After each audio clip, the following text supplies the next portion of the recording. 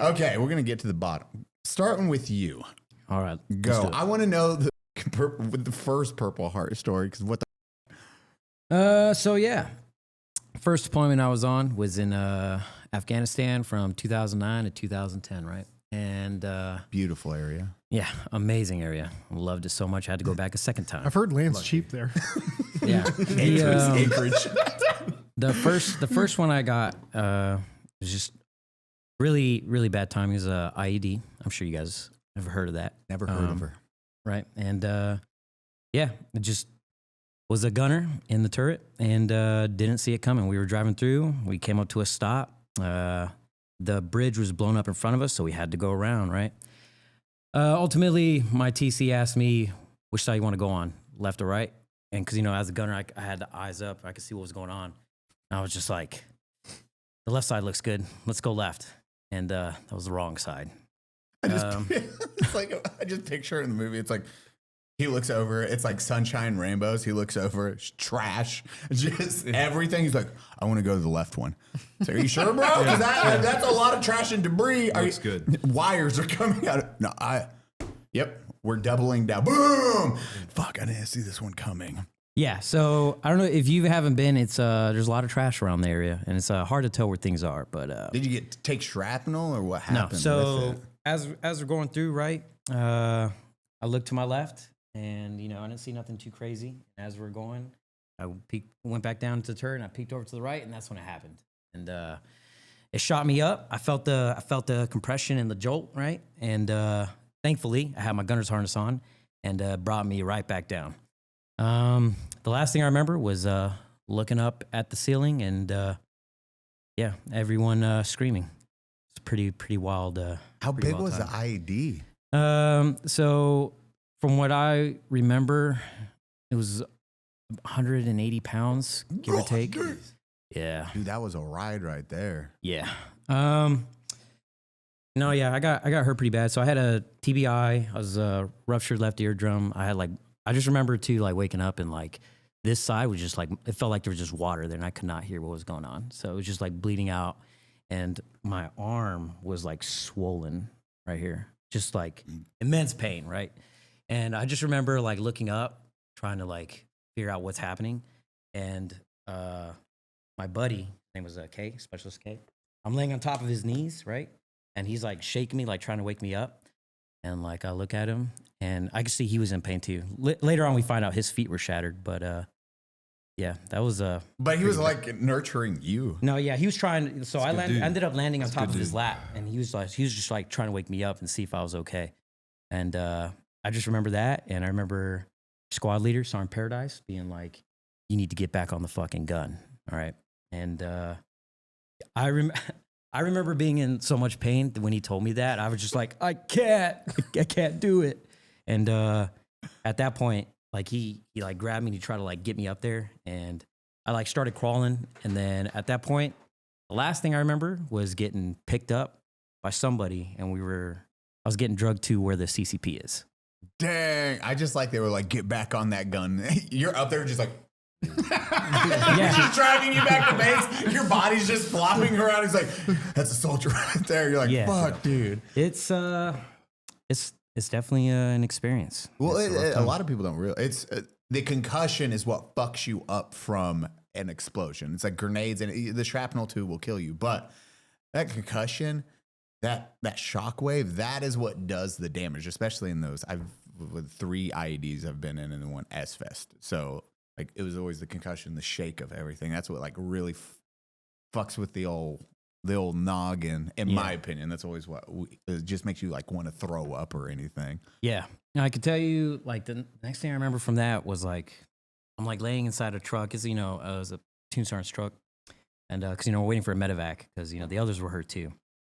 For whatever reason, I remember sitting back up and I just had a surge of adrenaline. I was just I need to get the fuck back out there. And I just opened the door and I started getting out and I was like, I need to pull security. Because I heard, up front was the gunner behind us. His name's Peralta. He was already shooting. And I just was like, I need to get back in action. I remember medic. I can't remember her name, but she was a female medic. She's an Air Force medic attached to us. And I just remember her grabbing me. She's like, "You need to get back in the fucking truck."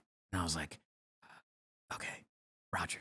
Because I was a PSC at the time, so I just listened to her. She was E5 sergeant, so went back in there and sat me down. I think it's because at the time, like for whatever reason, I felt like Superman right there. I didn't feel anything anymore. I just felt great, but I probably looked like shit, and that was the right call. Because I don't know if you when you're in something like that, you have so much going through that you might feel like you're great, but you're probably not great.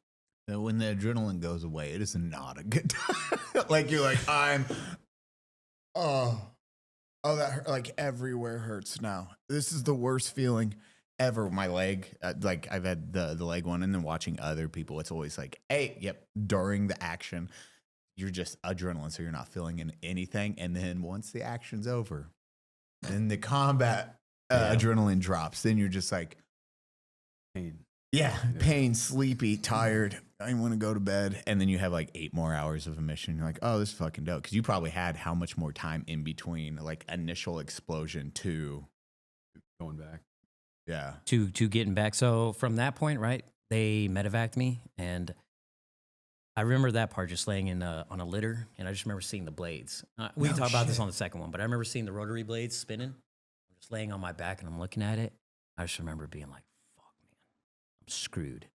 Because, I didn't know if there was anything else wrong with me. I didn't know how everyone else is doing. And I remember my buddy, Specialist K, I remember him like grabbing my hand and like trying to hold it, because he was also in there too, because his feet were, shattered. I remember looking at him too, and I was just like, damn.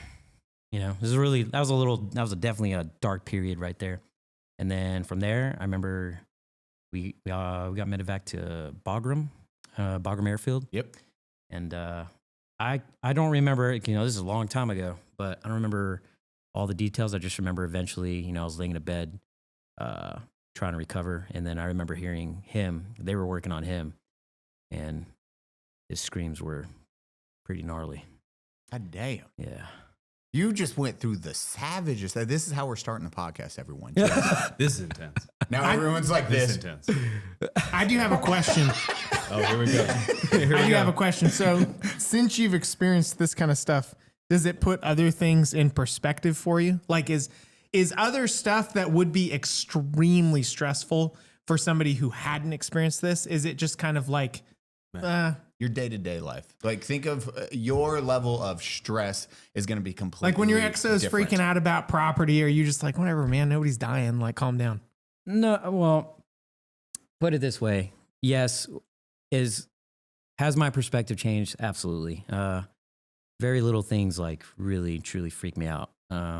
But that doesn't mean that what you're going through, right? Right. Yeah. Isn't important. Oh, So yeah, I make sure to show that I care, and that whatever you're going through, I want to make sure that I can show that I understand what you're going through. Does that make sense? Yeah.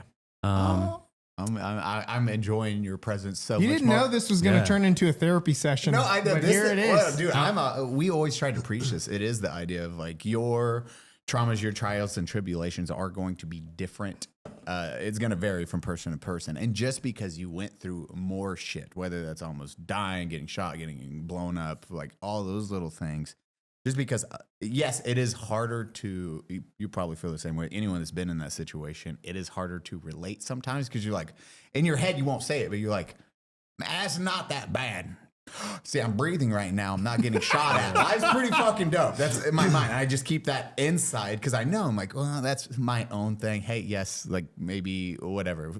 Like the tire blew on the car. I'm going to get frustrated at it, but I'm not going to be like super pissed or being like, oh, fuck, we're late. This is the end of the world because of those experiences. But it also helps to be like, it's not bringing it up. It's like, hey, well, what are you going through? How? And then you try to help them with your own tool belt that you've acquired through your experiences of trauma. That's what I always try to do, at least. Yeah. And I try not to let that like, bring me down or like affect me like too much. Right. Like I still think you should, have a positive outlook on life. And I do my best to make sure that's, that is the case. And I have a good time. I'm not like, permanently like, down about it. The way I look at this is like something like that happens, right? It's a circle. It is a circle. It's a big circle. Especially okay? for you got 2 Purple Hearts. Yeah, it's a huge circle. Huge circle. Bad experience. Oh no, it's coming back around. Yeah. So this happens, traumatic event. It's going to be, you're going to think about it a lot, right? It's going to it is going to be there. The moment you blink, you close your eyes, it's going to pop, right? It's going to happen. You're going to think about it a lot. And as time goes on, right, that circle should get smaller, right? Of you not thinking about it as much until the point where it is a memory that you can still remember, right? You still go on it, but you should not be dwelling on it constantly. Does that make sense? Never dwell on the past. It's you learn from that experience, you process that experience, and then you move forward, becoming like, hey, yes, that happened. I'm going to use that as a reference for my future life and then for helping buddies out. But I'm going to also not let that just fucking pull me down or let that be my letter jacket. It's like, well, that's happened, so I can't move on with life. I'm too depressed. I'm too X, Y, and Z. Yes, depression and stuff can happen, but if you want to motivate people and motivate yourself, get out of that depression as hard as it can, or reach out to others that can help pull you out of it. Yeah. And then find that group, that camaraderie to push each other to that next level of where that is the past. That is left in the past. You know it happened. You can talk about it. You can smile through it. And then you're like, yeah, that happened. But look what I'm accomplishing now. That should always be the mission and the goal in life is the future. Learn from the past. Use that to motivate yourself for the future, because I don't know if it's like you, like life, I understand is very fragile now. I'm like, life will just boop in the blink of an eye. You're there, you're not there. And once you come to you realize death is gonna happen to everyone. It's just whether it's your time or not, then you'll have a different outlook. Yeah.